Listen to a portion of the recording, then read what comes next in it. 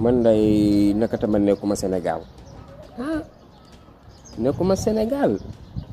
vidéo Ahmed Khalifa Niass bi gisuma ko woon pourtant ci sharia waaw mën nga ëmbal jabari jàmbur bés ba jot kon de wuute naa li alxuraan wax الزانية والزاني فاجلدوا كل واحد منهما 100 جلدة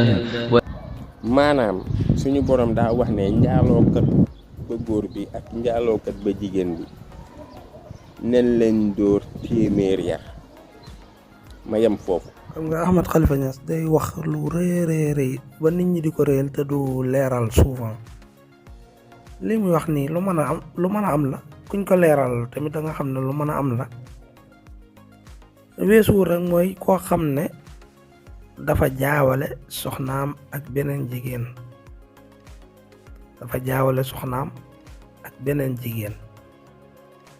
ba tëdd ak moom loolu nag lu mën a nekk la parce que bu mënul woon a nekk l'islam du ko andi labaate su boobaa kenn ci ñoom ñaar mën naa bañ am bàkkaar su fekkee ne ñoom ñaar ñëpp kenn xamu ko ci woon jigéen gi xamul ne woon kii di tëdd ak moom par exemple ñu ngi ci lëndëm kenn ku ci nekk kii jàpp ne jëkkëram la kii jàpp ne jabaram la ñoom ñaar ñu ànd sëy ginnaaw bi mu leer ne ñoom ñaar ñëpp kat kii du jëkkëru kii du jabaru kii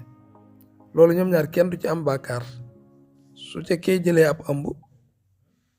dañ koy tudd comme noonu mu waxee noonu